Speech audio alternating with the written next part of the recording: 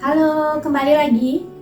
Dan kita harus bersiap-siap untuk berjalan-jalan toleh ke kanan, toleh ke kiri ke negara sebelah kita.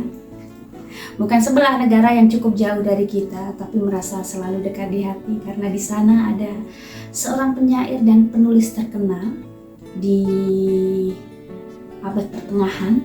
Siapa yang tak kenal dengan Dante Alighieri?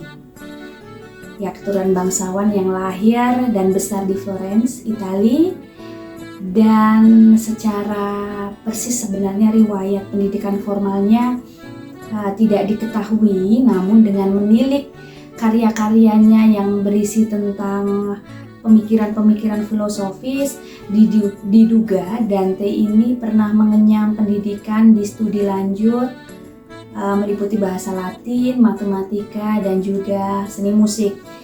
Dan karya terkenal Dante adalah Divina Commedia yang berisi puisi, terdiri dari 100 puisi dan kemudian dibagi menjadi 3 bagian. Yang pertama neraka atau inferno, kemudian api penyucian, dan yang ketiga adalah paradiso atau surga. Jadi ada sedikit cerita nih. Bukan sedikit lagi, nanti saya akan mengupas banyak sekali cerita karena si Dante ini benar-benar menjadi salah satu penyair atau penulis favorit saya, dan mungkin tidak hanya saya, menjadi favorit banyak orang. Karya fenomenalnya ini, Divina Commedia ini merupakan kisah, berisi juga tentang kisah asmaranya, di mana sebenarnya kisah awal ini si Dante kan sudah menikah ya dengan Gema ya, yang dijodohkan oleh kedua orang tuanya dan merupakan kontrak pernikahan di saat usianya 12 tahun, karena pada masa itu di usia belasan tahun itu memang sudah menikah karena perjodohan keluarga. Padahal sebelumnya si Dante ini sudah jatuh cinta dengan seorang gadis sebayanya bernama Beatrice Portinari. Jadi mereka sudah bertemu sejak tahun 1274. Sayangnya Beatrice itu meninggal di usia 24 atau 25 tahun, dan itu membuat si Dante sangat berduka cita dan kesedihannya sangat dalam sekali ya, karena dia sangat menyayangi dan mencintai si Beatrice ini. Lalu dia menuliskan perjalanan kisah asmaranya ini di La Vita Nuova untuk menuangkan kisah cintanya yang tak sampai begitu. Jadi ada sedikit bocoran juga. Jadi ternyata kalau bagi penulis atau bagi penyair, kisah-kisah pribadinya mungkin atau kisah-kisah cintanya itu malah menjadi suatu inspirasi untuk menciptakan sebuah karya yang fenomenal loh ya. Jangan salah. Jadi kalau mungkin bagi saya atau orang-orang awam, kalau lagi sedih, stres, atau jatuh hati, atau sedang jatuh cinta, pengennya kenangannya langsung dibuang ke laut aja deh, biar dimakan hiu atau dimakan paus. Tapi berbeda nih dengan para penulis, di mana kisah kehidupannya malah lahir menjadi suatu inspirasi tulisan fenomenal. Bisa seperti tulisannya Khalil Gibran yang mengisahkan cinta abadinya pada Mary, atau sebenarnya itu tidak hanya pada satu wanita, beberapa wanita dia tuliskan, karena itu dia menganggap itu sumber inspirasinya. Jadi lihat aja kalau pengen tahu sebenarnya inspirasi para penyair itu dari siapa, pasti banyak nama yang tertulis di karya-karyanya. Ya tidak semua sih, cuma selalu saya menemukannya begitu. Dan itu ya salut buat mereka. Kisahnya abadi sepanjang zaman, tertoreh di buku begitu. Oke, kita lanjut lagi ke Dante ya. Jadi menurut catatan biografi tokoh dunia, Ibu Dante itu juga meninggal dunia ketika selang beberapa tahun setelah kelahiran si Dante. Jadi dia tumbuh tanpa pendampingan seorang ibu.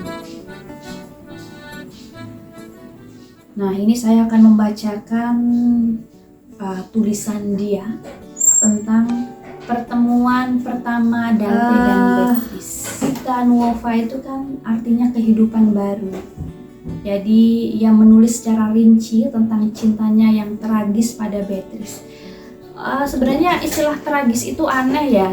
Saya lebih senang menyebutkan bukan tragis, tapi memang takdir cinta begitu. Kalau saya pikir itu tidak ada istilah tragis dalam cinta, karena sebab cinta itu kan menurut siapapun itu adalah sesuatu yang agung dan suci, seperti yang dikatakan Dante bahwa cinta juga adalah sesuatu yang agung dan suci, meskipun pada akhirnya tidak sampai di pernikahan, tapi dia mengakui bahwa dalam hatinya memang hanya ada Beatrice seorang. Ya Allah, Abang Dante, kok saya yang jadi baper sih?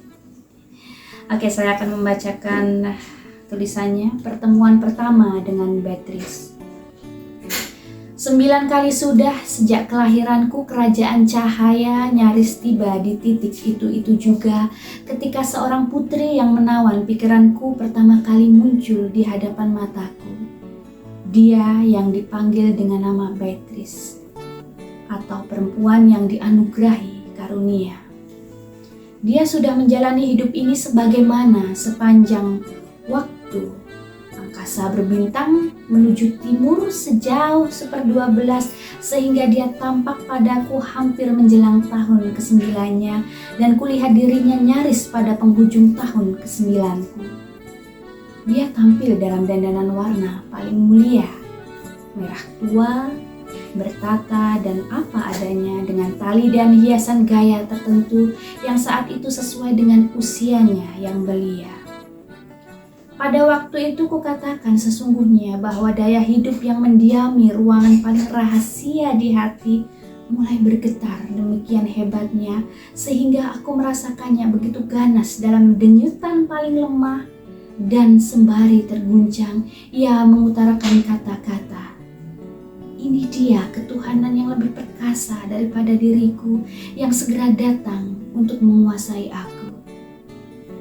Pada saat itu roh yang menghuni ruangan tinggi tempat diantarkannya persepsi oleh semua roh mulai bertanya-tanya mendalam tentangnya, dan berbicara secara khusus pada roh penglihatan, mengucapkan, "Sekarang terwujudlah berkat-Mu." Ketika itu spirit yang hidup di bagian tempat makanan kita diantarkan mulai terisak, dan sambil terus menangis mengatakan, "Sengsaranya aku karena betapa aku akan terganggu sejak saat ini." Sejak itu kukatakan amorlah yang memerintah jiwaku, yang segera saja menyatu dengannya dan mulai memiliki diriku dengan semacam kepastian dan komando melalui kekuatan yang diberikan oleh imajinasiku padanya, sehingga aku dipaksa menuntaskan harapan-harapannya utuh-utuh. Dia memerintahku sekian kali untuk menemukan apakah aku dapat menangkap dari gambaran ini bidadari yang paling lembut, dan demikianlah maka dalam masa kanak-kanakku seringkali aku pergi mencari dan melihat sosoknya begitu mulia dan terpuji, sehingga pasti bisa diungkapkan tentang dirinya melalui kata-kata sang pujangga Homer. Dia seperti bukan anak perempuan dari makhluk manusia, melainkan keturunan dewa. Dan meskipun sosoknya yang terus-menerus bersama diriku adalah alat Amor untuk menguasaiku, biar bagaimana ia sesungguhnya merupakan kebaikan mulia yang tak pernah membiarkan Amor memerintahku tanpa nasihat setia dari akal untuk semua hal tersebut, ketika nasihat semacam itu patut didengarkan. namun karenanya sepertinya tampak sebagai khayalan bagi sebagian orang untuk memikirkan gairah dan tindakan-tindakannya pada usia sehijau itu, maka aku akan meninggalkannya dan melewatkan banyak hal yang bisa berasal dari contoh tersebut, yang dari situlah ini diturunkan. Aku akan menemukan kata-kata tertulis dalam kenanganku di bawah judul-judul yang lebih penting. Kok aku agak sedikit sedih ya membaca ini. Sebenarnya nanti teman-teman bisa membaca dan memerusnya di Google ya. Akan banyak tulisan-tulisan atau kisah-kisah dari Divine Commedia maupun Vita Nuova. Ya, ternyata Dante ini seorang pria yang berhati lembut dengan kisah cinta yang menarik. Semoga dia menjadi inspirasi bagi kita semua untuk bergerak menulis dan berkarya. Ya, tidak harus dengan kisah cinta atau asmara, berbagai aspek kehidupan bisa menjadi tema penulisan kita. Meskipun yang paling laris manis tentunya adalah sisi-sisi romantis, tapi masih ada sisi-sisi lainnya yang bisa kita jadikan inspirasi agar kita bisa berbagi dengan orang lain melalui tulisan. Ya,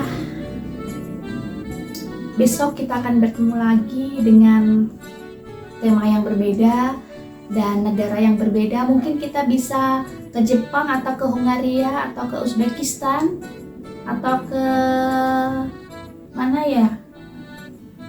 Kemarin sudah kemana aja? Baru ke Panama sih. Ke ini Costa Rica atau Kroasia begitu. Ya, kita lihat lagi besok permintaan dari teman apa. Ini sudah ada 2 yang booking sih. Ada Hungaria dan Jepang. Terima kasih.